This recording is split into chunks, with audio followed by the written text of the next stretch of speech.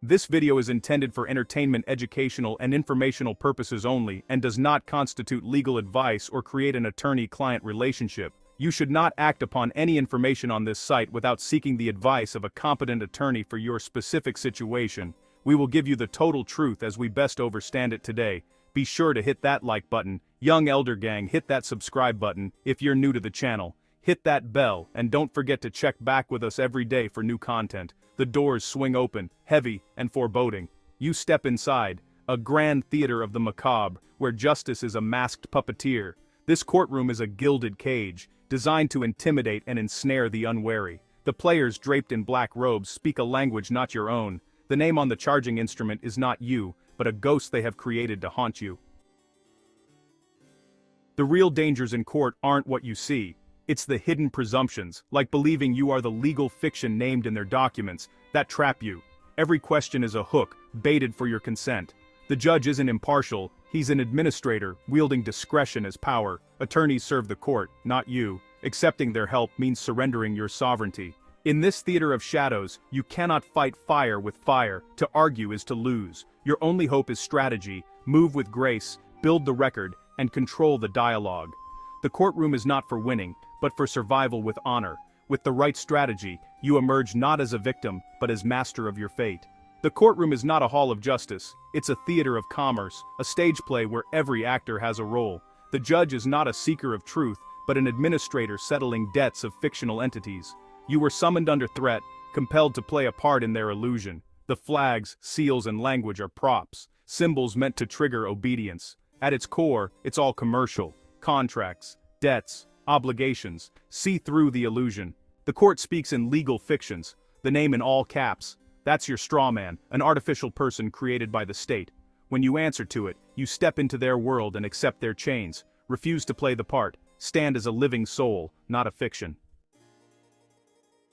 In court, silence is your fortress. Never argue. Argument is their lifeblood. Remain in honor, speak only when necessary, and use concise statements. Let provocations fall into the void of your calm. By refusing to argue, you disrupt their process and expose the hollowness of their authority.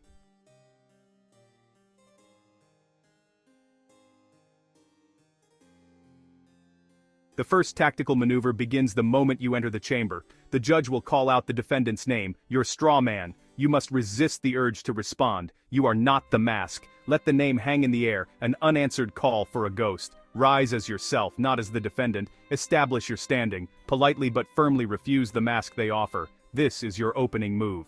The judge sits enthroned, cloaked in black, a symbol of authority.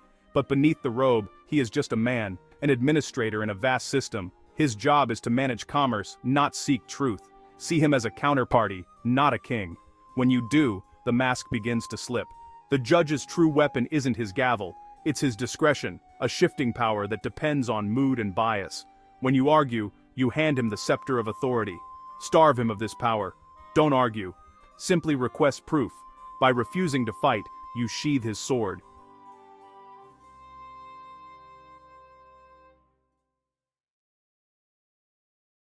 The judge operates in a world separate from your own. It is a world of paper, of symbols, of legal fictions. In his courtroom, reality is a mere technicality. The only thing that is real is what is on the record. The only beings withstanding are the fictional entities named in the paperwork. The plaintiff, the defendant, the state. You, the living, breathing man or woman of flesh and blood, have no place in this world. You are an anomaly, an outsider. Their entire system is built to ignore your existence and deal only with the straw man, the all-caps name they created for you. This is why your primary defense is to constantly highlight the difference between the fiction and the fact. The charging instruments are addressed to a fiction. The statutes apply to a fiction. The entire case is a phantom drama. The judge knows this. The prosecutor knows this. They are all players in this theater, knowingly engaging in the illusion. Your presence, as a living soul who understands this distinction, is deeply unsettling to them. It's like a real person walking onto a movie set and talking to the actors as if they were their characters. It shatters the cinematic illusion. When you ask the judge, "Do you have a claim against me?" pointing to your living self, you are forcing him to confront this dichotomy. He cannot have a claim against you, the man, because his world does not recognize you. His claim is against the fiction, the defendant. By asking the question, you are making a record of this crucial separation. You are drawing a line in the sand between their world of paper ghosts and the real world of flesh and blood. You are demonstrating that you are not the person they are looking for. You are a third party, observing their play from the outside. This is why they want you to have an attorney. An attorney is an expert at navigating their fictional world. He is an officer of the court, licensed to represent fictions. When you hire an attorney, you are admitting that you need a guide in their realm, which is an admission that you belong there. You become a ward of the court, and incompetent. But when you insist that they appoint an attorney for the defendant, while you stand apart as the interested party, you turn their own system against them. You are using their rules to prove that you are not subject to their game. Your first moments before the judge set the tone. Project calm, honor, and quiet confidence, not arrogance. Enter with respect, not rebellion. Address the judge respectfully, but without fear. Use precise language, and remember, you're there to assert your rights, not to start a war. The strategic exchange begins.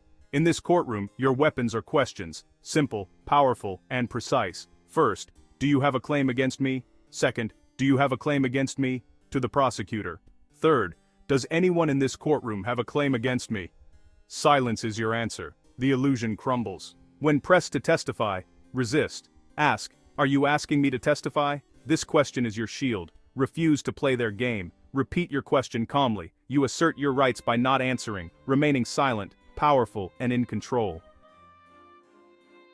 Now you pivot from defense to offense. You present your honorable offer to settle the matter, not to fight but to close the account. You offer to discharge the debt on your terms using your exemption, your credit, to pay off the alleged debt and end the case. You are not fighting them, you are offering to pay them using the credit that is rightfully yours. This shifts the entire dynamic. You are no longer the accused debtor, you become the one with the power to settle and close the affair. When the judge evades, your resolve is tested. Hold the line, don't be drawn into his game. Calmly state for the record if your question isn't answered.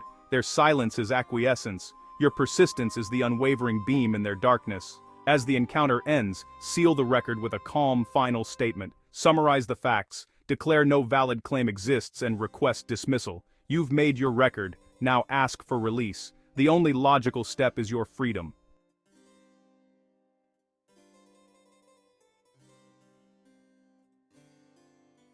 The courtroom's greatest trap is the invitation to speak.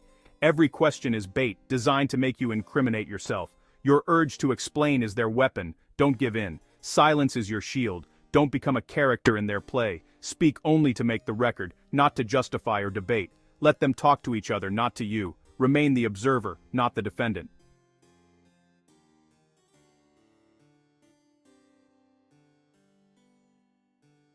The offer of a free attorney is a trap. Court-appointed counsel serves the court, not you. Accepting makes you a ward of the state, not a sovereign. Refuse politely. I do not consent, but the defendant may have counsel. If forced, ask, can you represent me as a living man? The answer will always be no. The illusion is exposed. The record shows the truth.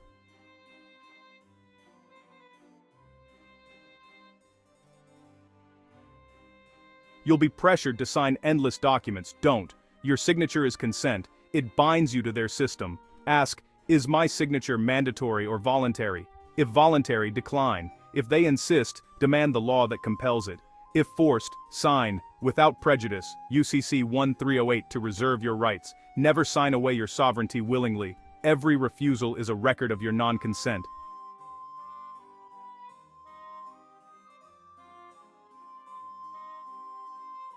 Sentencing is their final act, but your consent is still needed. State for the record, I do not understand, I do not consent. Refuse to sign sentencing documents, your signature is agreement. If forced, make clear you act under duress. Even if punished, you've established yourself as a political prisoner, not a criminal. This record is your future remedy. You've exposed the game by refusing to play.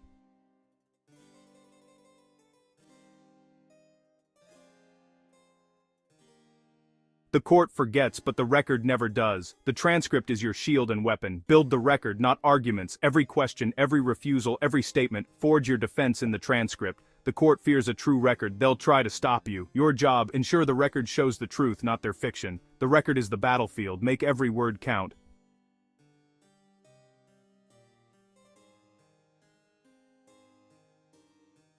Speak for the transcript, not the judge or prosecutor. Use clear, deliberate language. Announce prepared statements. Let silences and refusals be recorded. Narrate key events.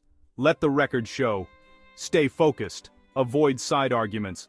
Every word is a shield for your future. Forge a record that stands as your unbreakable defense.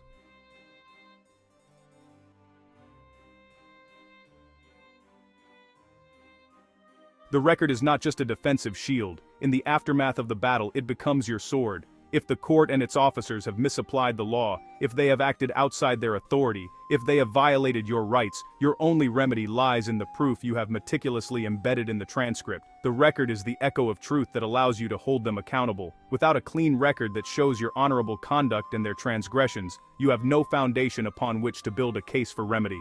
Your fight in the courtroom is for your future freedom.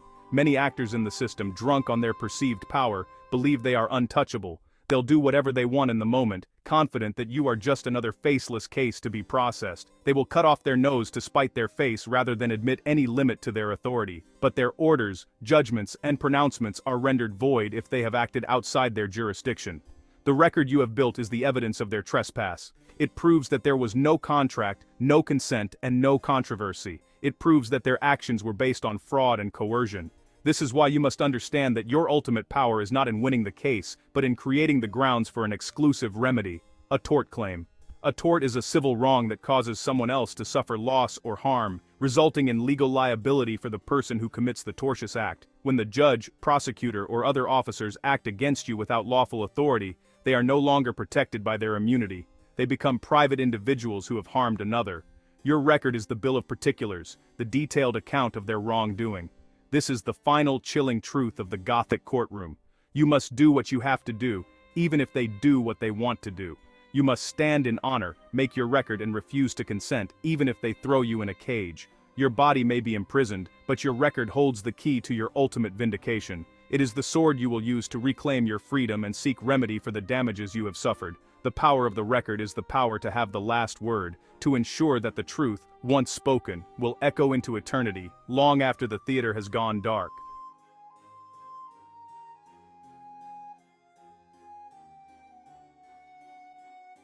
We have journeyed together through the veiled corridors and shadowed halls of the Gothic courtroom. We have stared into the abyss of its sophisticated deceptions and learned the art of the shadow dancer.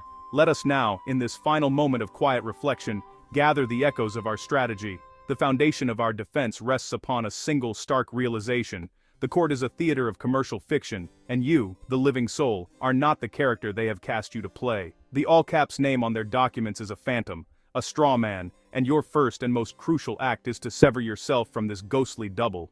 From this foundation, we built our fortress. We learned to reject the poisoned chalice of their pleas, understanding that both guilty and not guilty are admissions to their jurisdiction. We armed ourselves with simple, powerful questions designed not to be answered, but to make the record. Do you have a claim against me? This question challenges their standing. Are you asking me to testify? This question shields us from self-incrimination. These are not mere words, they are runes of power, carving your honorable stance into the immortal stone of the court transcript, your one true ally in this dark domain. We then moved from a defensive posture to an offensive one, not with the clang of swords, but with the quiet authority of a creditor. We made the honorable offer to settle the account by exchanging our exemption for their bond, a move that transforms the proceedings from a judicial controversy into a simple administrative action. We learned to hold the line against the judge's inevitable evasions and threats, using his silence and hostility as further proof for the record. We saw the traps laid for us, the siren's song of cooperation, the gilded cage of free counsel, and the relentless pressure to affix our signature, our consent, to their ink-stained contracts. Finally, we understood that our ultimate goal is not to win the judge's favor, but to forge an unassailable record. This record is both our shield in the heat of battle and our sword in the aftermath. It is the detailed account of our honorable conduct in the face of their procedural abuses and jurisdictional overreach. Every question asked, every statement made, every refusal to consent becomes a part of this grand narrative.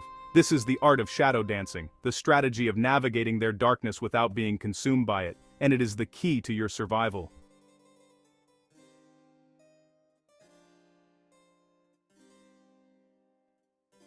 To walk this path requires more than just memorizing a script. It demands a profound internal transformation. You must cease to see yourself as a subject, a defendant, or a victim. You must awaken to the reality of your own sovereignty. You are not a creature of the state, a numbered cog in their machine. You are a living man or woman, endowed with unalienable rights and an authority that predates their entire fictional system.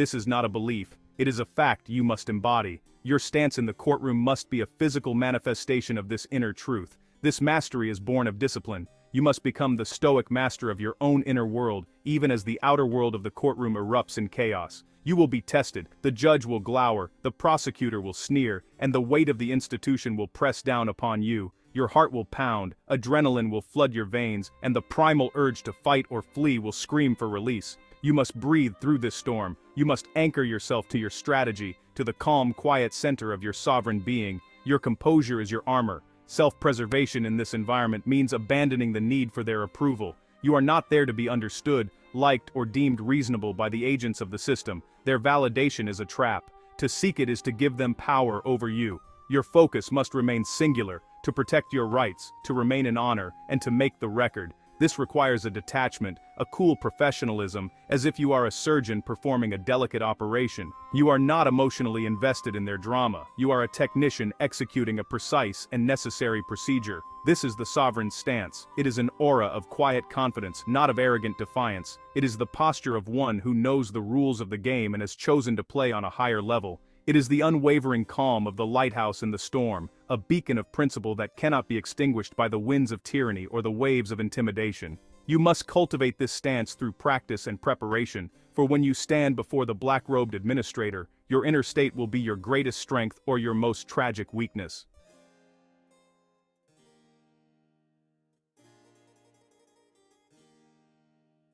Let us be clear about a final, grim reality.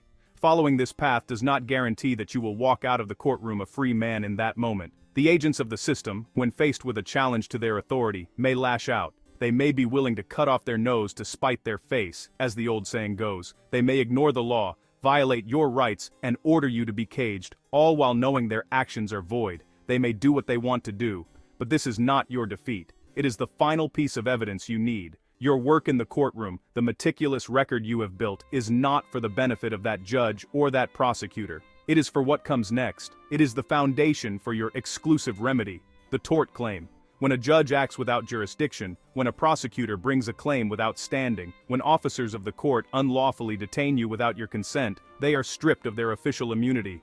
They cease to be agents of the state and become mere men and women who have caused harm to another. They become liable. This is the sword forged from your record. Each documented instance of their overreach, each unanswered question, each refusal to acknowledge your rights becomes a count in your claim against them. You have given them every opportunity to act honorably. You have made your honorable offers. You have remained calm and respectful. When they choose to act unlawfully, their liability is clear and undeniable, captured forever in the official transcript. Your temporary confinement becomes the proof of your damages. Their victory in the courtroom becomes their downfall in the world of true law. Do not fear their final desperate act of force. See it for what it is, their admission of defeat. They have failed to gain your consent, failed to establish jurisdiction, and failed to win the argument honorably. Their only recourse is the brute force of the cage, the most primitive and dishonorable tool of a tyrant. But the cage can only hold your body, it cannot hold the truth. And the truth, which you have so carefully etched into the record, will be your key to unlocking not only your own cell, but the very gates of accountability.